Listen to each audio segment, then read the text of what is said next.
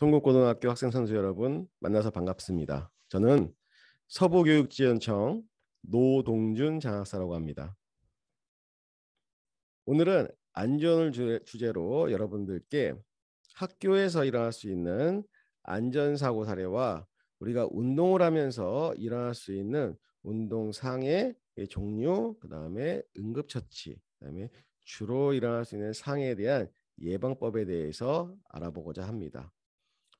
먼저 학교에서 일어나는 안전사고 사례를 좀 몇 가지 들어드리겠습니다. 이 사고 사례를 들어보시고 학교에서 다양한 이런 안전사고가 일어난다는 것을 여러분들도 좀 이해해 보시고 앞으로 학교 생활 하시는데 조금 더 안전한 학교 생활을 하시기를 바라겠습니다. 먼저 이거는 이제 운동부 사례인데요. 운동부 이 양궁부입니다. 양궁부 이 동계훈련 기간에 일어난 사고인데 여기 보시면 요 1번 제일 좌측에 있는 게 1번 학생이고 이 사고를 당한 학생이고 2번, 3번, 4번, 5번, 6번, 7번 이 선수들이 이 반대편을 향해서 지금 활을 쏘는 그런 훈련을 하고 있었습니다. 그런데 이 1번 친구가 화장실을 가려고 하는데 이 화장실을 갈 때는 요 뒤편 요 선수들이 서 있는 요 뒤편 캐비넷과 의자가 비품 다 있는 요 뒤편으로 해서 출입문을 통해 가지고 밖에 있는 화장실로 가야 하는데 요 입구에 난로가 있고 겨울이다 보니까 선배들 여기 앉아 있었나 보죠. 차마 이 입학한 이 선수가 선배들한테 비켜달라는 얘기를 못한 모양입니다. 그러니까 이쪽으로 못 가게 되니까 요 앞쪽으로 활을 쏘는 곳을 피해서 이렇게 지나가게 됩니다.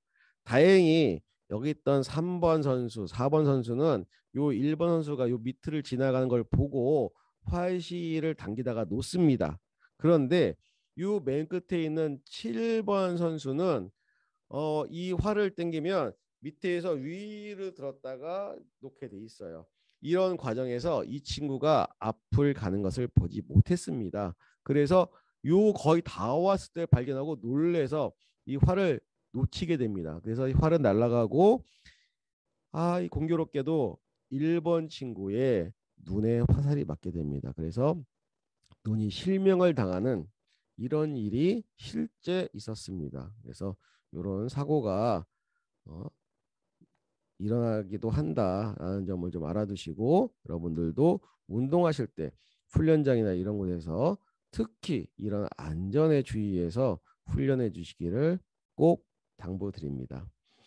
제가 말씀드리는 이 사례는 서울특별시 학교안전공제라는 곳에서 다 실제 사례로 접수되었던 건들입니다. 다음 사례를 또 말씀드릴게요. 이 사례는 운동부는 아닌데 학교에서 일어난 사례입니다. 고등학생입니다. 고등학생인데 이 친구는 아마 흡연을 하는 친구였나 봐요. 보통 흡연은 하게 되더라도 흡연을 하면 안 되지만 학교 밖에서 이렇게 하게 돼 있는데 이 친구는 아마 이제 급한 나머지 우리가 창문 밖에 건물 창문 밖에 보면 빗물바지라고 해서 이렇게 공간이 좀 있잖아요. 베란다처럼. 그런 공간이 있는데 뛰어옵니다. 뛰어와서 이 창틀에 보면 이렇게 중간에 바가 있어요. 이 바를 잡고서 이제 그 바깥으로 나가려고 점프를 해서 딱 나갔는데 아마 좀 빨리 뛰었나 봅니다. 빗물바지에 착지를 못하고 건물 밖으로 추락하게 됩니다. 추락해서 머리를 크게 다쳐가지고 결국 이 친구는 이제 사망한 사례였습니다. 그래서 이런 사례도 있다는 것을 좀 알아두시고 학교 생활에 안전을 좀 생각하면서 주의해 주시길 부탁드리겠습니다. 다음 사고 사례를 보겠습니다. 이 사례는 고등학생이었는데요. 복도에서 두 친구가 내기를 합니다. 우리 저 끝까지 누가 더 빨리 뛰나 한번 내기해 보자. 뭐 가끔 그런 일이 일어나기도 하죠. 그런데 그 끝 지점에 이제 정수기가 있었는데 정수기는 그 친구들이 항상 물을 먹다 보면 바닥에 좀 물이 좀 흐르게 되죠. 그래서 바닥에 물이 좀 흥건하게 있었습니다. 그러다 보니까 먼저 도착한 친구가 이 바닥이 미끄러운 줄 모르고 여길 지나가다가 끝부분을 지나가다가 멈추지를 못하게 됩니다. 멈추지를 못하고 결국 그 뒤편에 있는 그 뒤편 벽에는 급식용 엘리베이터 승강기 입구가 있었는데 그 부분을 손으로 짚습니다. 멈추기 위해서. 그런데 그게 약하다 보니까 그 열리면서 밑으로 추락한 이런 사고 사례입니다. 그래서 항상 이렇게 학교 내에서 이렇게 조심해야 될 필요가 있을 것 같습니다. 이런 사고 사례가 있었다는 것을 좀 알아두시고요. 예, 다음 사고 사례입니다. 이거는 이제 중학교 사고 사례인데요. 이제 흔하게 일어나는 사고 사례입니다. 이 사례는 이제 둘이서 장난을 치다가 먼저 교실 안에 들어간 친구가 못 들어오게 하려고 문을 빨리 닫는데 이제 그 문을 막다가 손이 문틈에 끼어서 손가락이 절단된 사례였습니다. 뭐 이런 것들은 종종 일어나기도 하죠. 그래서 이런 것들도 좀 주의해야 되겠다. 다음 사고 사례를 보겠습니다. 이 사고 사례는 이제 두 친구가 체육 수행 평가 시간에 배드민턴을 치기로 이제 약속을 합니다. 그런데 한 친구가 먼저 나가서 다른 친구와 배드민턴을 치고 있었어요. 근데 뒤에 나온 친구가 이제 앞에 먼저 나가서 배드민턴 치는 친구를 부르면서 주변에 있던 대추화를 주워서 이렇게 그 친구를 향해서 야 개똥아 하면서 탁 칩니다. 그런데 이 앞에 있던 친구가 자기 이름을 듣고서 고개를 돌려보죠. 그러다가 정확하게 눈에 대추가 맞아서 눈을 크게 다친 이런 사고 사례입니다. 그래서 이런 사고 사례들도 종종 학교에서 일어나고 있으니 여러분들도 이렇게 장난을 좀 치지 않기를 바라겠습니다. 이제 그 외에도 다양한 학교에서 일어나는 안전사고 사례들이 있습니다. 이렇게 보시면요. 척추도 많이 다치고요. 특히 팔굽혀펴기 하다가 힘이 빠져서 봉에 치아를 부딪혀 가지고 치아가 깨지기도 하고요. 그 밖에 또 운동부 같은 경우에는 체력 단련 후에 척추 부상 혹은 심한 경우에는 사망도 있었던 사례가 있습니다. 그 외에 뭐 달리기 하다가 스탠드에 붙여서 치아가 깨지기도 하고요. 야구 방망이에 맞아서 입술이나 치아가 파열되기도 하고, 네. 그래서 이런 다양한 사고 사례가 전부 실제 있었던 일입니다. 여러분들도 학교 생활하면서 이런 다양한 상황에 노출될 수 있거든요. 그래서 항상 좀 조심하면서 안전에 유의하면서 학교 생활 하시기를 당부드리겠습니다. 그래서 학교에서 일어나는 안전사고 사례에 대해서 이렇게 몇 가지 설명을 드렸고요.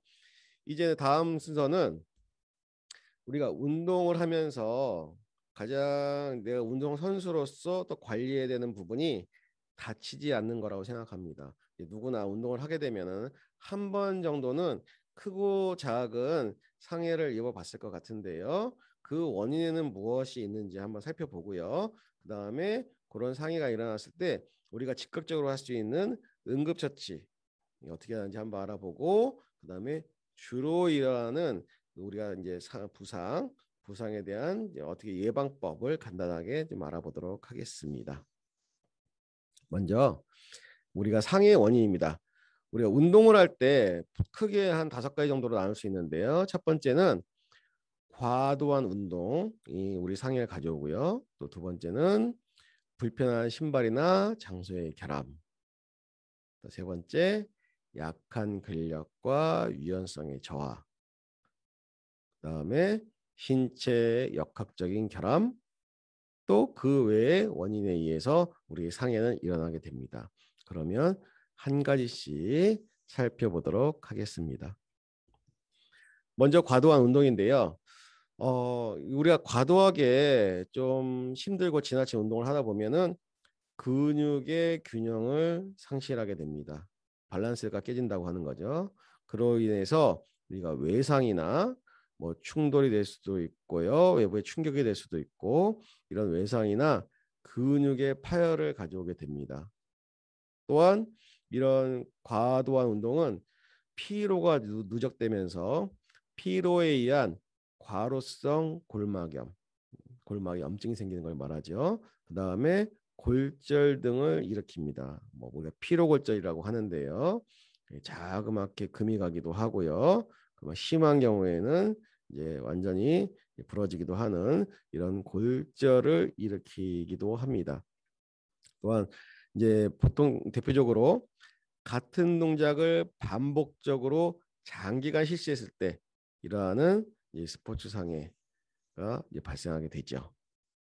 그래서 우리가 이 과도한 운동은 우리가 종류나 운동량이나 강도, 시간, 빈도를 잘 설정해야 되는데 우리 선수 여러분들께서는 우리 지도자, 코치님이나 감독님이 이제 운동 시간이나 강도를 결정해 주실 텐데 이런 거를 잘 따라서 너무 무리하지 않게 그 다음에 내가 보다 현실적인 목표를 세우는 것이 중요하다고 생각합니다. 내가 내 능력 이상의 너무 과도한 목표를 단기간 내에 더 강한 운동으로 하려다 보면 분명히 무리가 있을 수 있거든요. 그래서 여러분들은 이렇게 적정 운동량, 적정 강도, 적정 시간 이런 것들을 잘 지켜서 안전한 훈련을 하시길 바랍니다. 또한 또 중요한 것은 운동만큼 중요한 것은 휴식입니다. 우리가 운동과 운동 사이 혹은 어떤 기간 동안 충분한 휴식을 통해서 피로가 완전히 회복될 수 있도록 해주시는 게 굉장히 중요해요. 안 그러면 피로가 계속 누적되면 결국은 몸에 무리와 이상을 가져오게 될 수밖에 없습니다. 그 정도는 다 알고 계시겠죠? 그 다음에 또 이 가벼운 통증이나 이상 또 이런 것들은 꼭 반드시 휴식이 아니라 가벼운 운동을 통해서도 회복이 됩니다. 다만 이제 통증이 심하거나 어디가 이상이 있다라고 했을 때는 운동을 중지하고 그 원인을 파악해서 빨리 치료하거나 하는 것이 중요합니다. 통증을 참고 하면 더 큰 이상을 가져올 수 있으니까 항상 통증이 온다. 그러면 내 몸이 안 좋다라고 생각하시고 반드시 운동을 중단하고 그 다음에 원인을 파악하시기 바랍니다. 다음은 불편한 신발이나 장소의 결함입니다. 우리가 발목, 무릎, 다리 예상에는 이런 불편한 신발, 나하고 맞지 않는 신발, 그 다음에 운동 종목에 적합하지 않은 신발, 뭐 여러 가지 이런 신발과 또 장소가 원인일 수 있어요. 우리가 이제 발이 땅에 접촉하는 순간에 발에 가해지는 힘은 내 체중의 3배라고 합니다. 그러니까 많은 이런 하중이 발에 가해지는 거겠죠.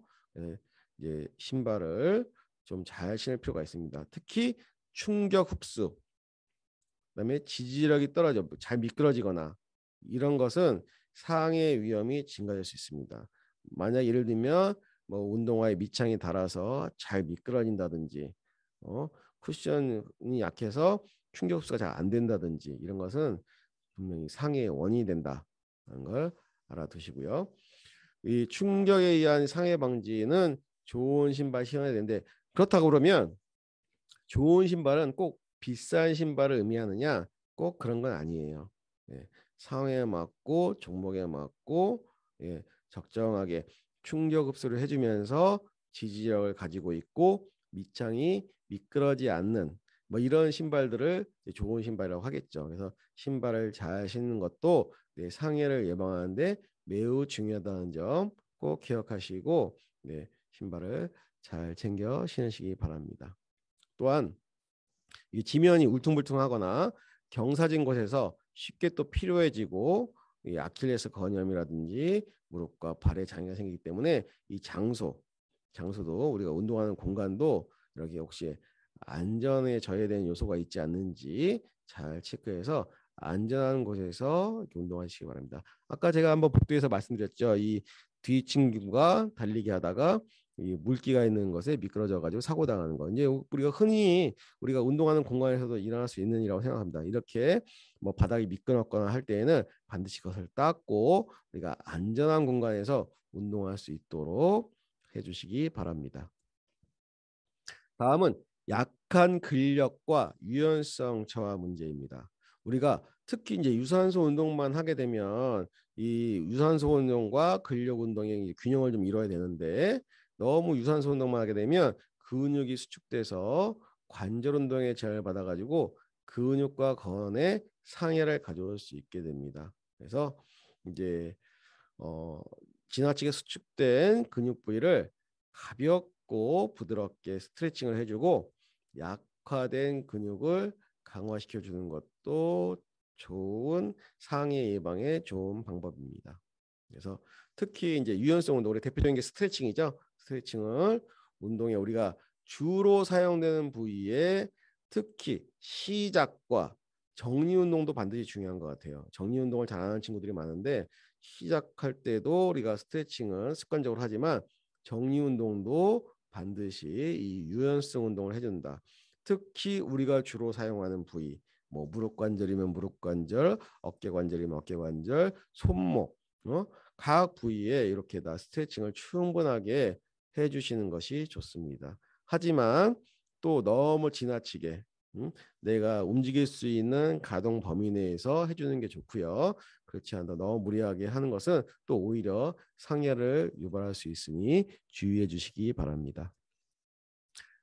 다음은 신체 역학적 결합이에요. 우리가 발에 보면 뭐 평발인 경우도 있고 뭐 발이라고 할게요. 평발인 경우도 있고 이 아치가 있어요. 발의 아치. 너무 이렇게 좀 아치가 높은 경우에는 발목이 안쪽으로 들어가거나 바깥쪽으로 들어가거나 이걸 회내, 회외 현상이라고 하는데 이로 발목을 뭐 겹질린다. 우리가 이런 표현 쓰죠. 이렇게 해가지고 상해 위험이 매우 증가됩니다. 그래서 뭐 특정 부위를 계속 지나치게 많이 사용한다거나 이렇게 지나치게 되면 회내, 회의 현상으로 상해 위험이 증가돼요. 뭐야 발목을 삐었다, 겹질렸다 이런 일이 많이 일어나죠.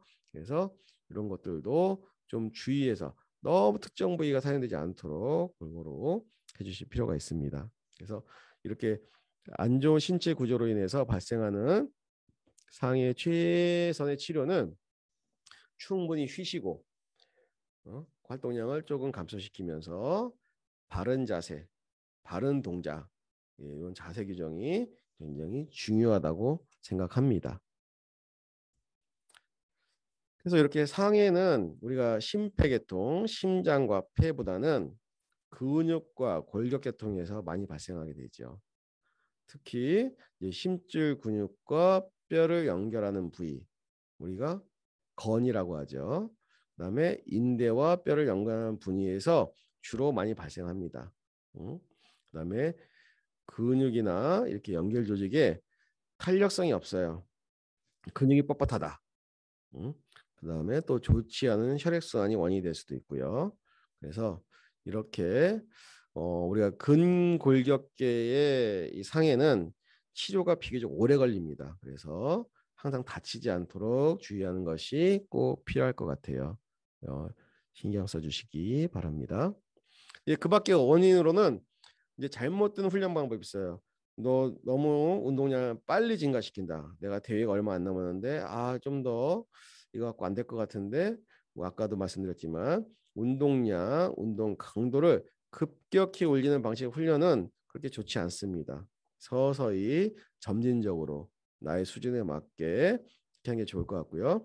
그다음에 새로운 훈련법을 갑자기 적용한다. 이것도 좋은 방법은 아닌 것 같습니다. 그래서 훈련법이 변경될 때는 지도자 선생님과 상의해서 서서히 점진적으로 적용하는 것이 좋을 것 같아요.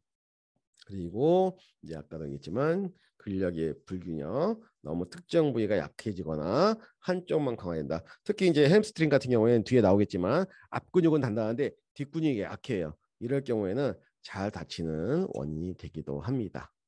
네.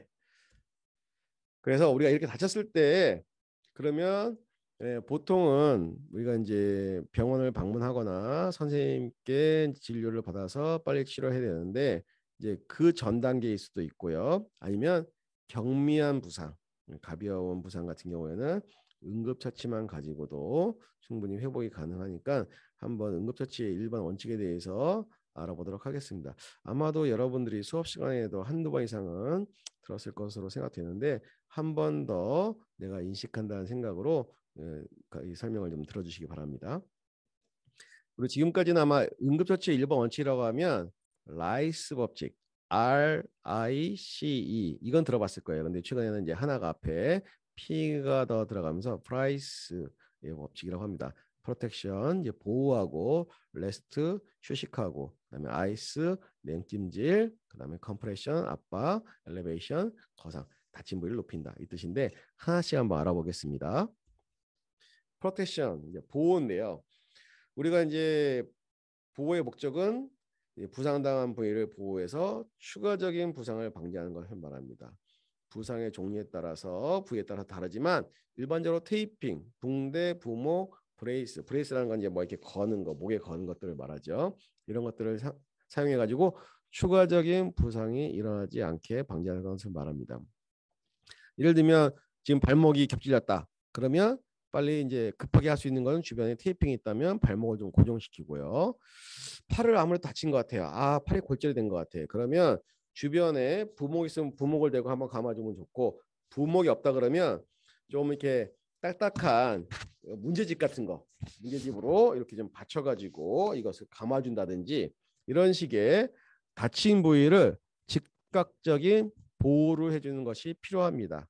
그러니까 여러분들도 다쳤을 때에는 이걸 뭐 다쳤다 막 이렇게 하지 말고 빨리 주변에 있는 고정시킬 것이나 보호과들을 찾아가지고 우선적으로 보호를 해서 추가적으로 다치지 않게 하는 게 좀 중요하다고 생각합니다.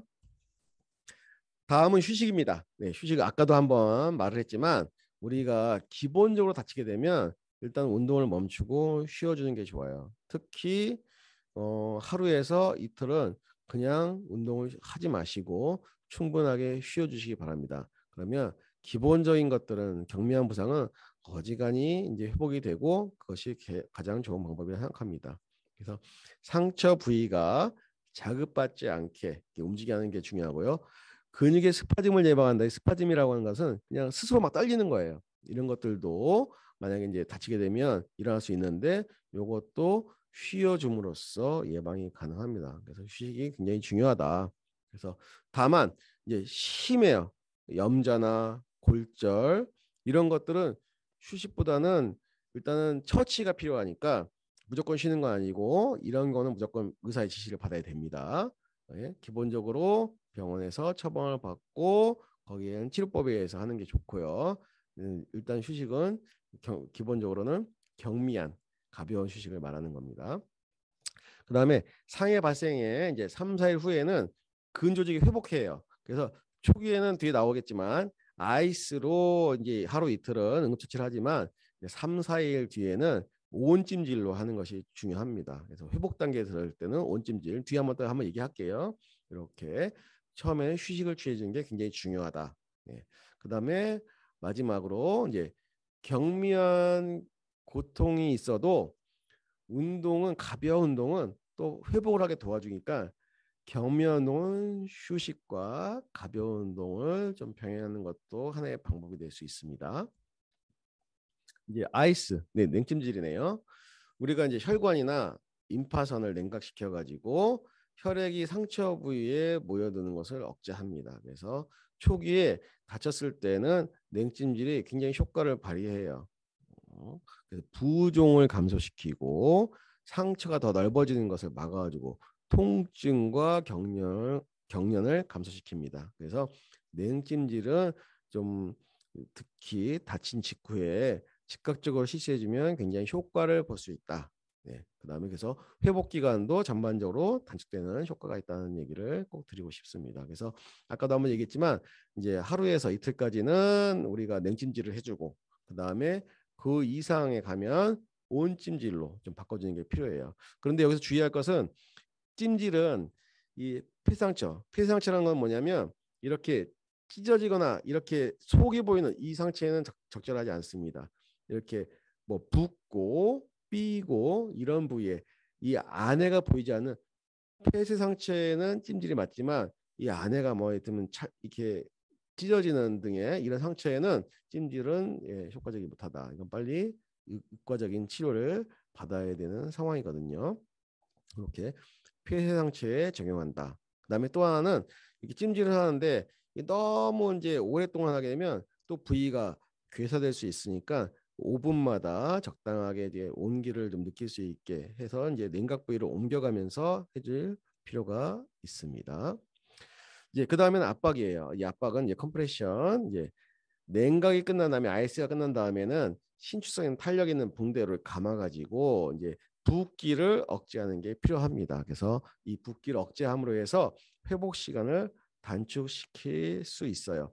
하지만 너무 오래 강압적으로 이렇게 하는 것은 혈류를 차단하고 세포를 괴사시킬 수 있기 때문에 네, 너무 오랜 시간 동안 이렇게 압박을 하거나 강하게 할 필요는 없습니다. 그래서 혈액 공급이 이 끝이 손가락 끝을 보면은 이렇게 막 보라색으로 크게 되면 이거는 이제 혈류가 차단되고 있는 상황이니까 이렇게까지 마비되지 않도록 그래서 중간에 한 번씩 풀어주기도 하고 이렇게 해서 하루 이틀 정도로 감기와 풀기를 반복해 주실 필요가 있습니다.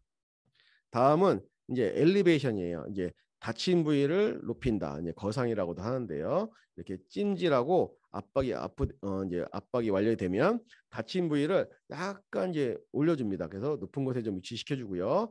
이제 출혈이 그래서 줄고 불순물의 억제를 좀 생성을 억제시키고 붓기를 줄여주게 됩니다. 그래서 잘 때에도 좀 이렇게 다친 부위를 살짝 이렇게 올려주고요. 특히 다리 같은 경우는 받쳐가지고 얘가 심장보다 높게 부위를 높게 45도 이상 각도를 유지해줄 필요가 있습니다. 이렇게 응급처치의 일반적인 방법을 다시 한번 정리해 보면요. 우리가 기본적으로 다친 부위는 검사하고 보호하고요. 이 정도에 따라서 우리가 이제 아이스 냉각을 해주고 적당히 부종이 일어나지 않도록 압박붕대로 상처 부위를 압박하고 다친 부위를 내 심장보다 높게 들어주며 휴식을 취한다. 이것이 응급처치 일반 방법입니다. 이제 어지간한 경미한 부상은 이렇게 해주시면 좋을 것 같아요. 제가 알기로는 송곡고등학교에는 이제 태권도부와 씨름부가 있는 것으로 알고 있는데요. 제가 조사한 것들 중에 좀 흥미로운 게 있어서 한번 말씀드리겠습니다. 태권도 선수들의 부상에 대해서 그 연구된 자료가 있었어요. 그래서 한번 좀 가볍게 말씀드리겠습니다. 태권 선수들의 부상과 관련해서 부상 시기는 연습 경기에 가장 많았다라는 이렇게 조사 결과가 있었고요. 부상의 가장 큰 원인은 준비 운동이 부족해서 그랬다라는 게 제일 많았습니다. 또 부상이 가장 많은 계절은 겨울, 여름, 가을 순이었고요. 부상을 당한 시간은 오후가 가장 많았으며 부상을 당한 팔 부위는 손가락이 많았고 다리와 발 부위에는 무릎, 정강이를 가장 많이 다쳤던 것으로 나왔습니다. 또한 얼굴 및 머리 부위는 입술을 가장 많이 다쳤고요. 또 부상의 종류로는 골절이 많았습니다. 그러면 응급처치는 누가 했냐는 질문에 본인이 스스로 했다라는 게 가장 답이 많았고요. 그러면 부상을 당했을 때 심리 상태에 대해서는 치료에만 전념하고 싶다. 빨리 치료됐으면 좋겠다. 혹은 운동을 그만두고 싶다라는 답도 있었습니다. 그래서 요 예방법으로는 아까도 한번 강조드렸지만 충분한 준비와 정리 운동, 충분한 피로 회복이 필요할 것 같습니다. 참고로 말씀드렸습니다.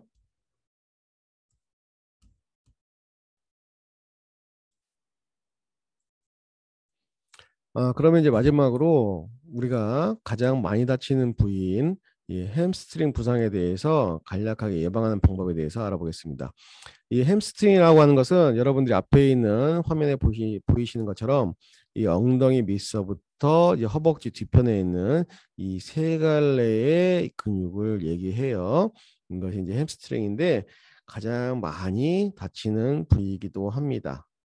그래서 이것에 대해서 한번 좀 알아보겠습니다. 그래서 이 햄스트링의 부상 원인으로는 이제 과도한 부하, 근육이 최대한 늘어나 있는 상태에서 순간적으로 속도를 내거나 방향을 전환할 때 이럴 때 근육의 부하가 걸려서 햄스트링 부상이 올 수 있습니다.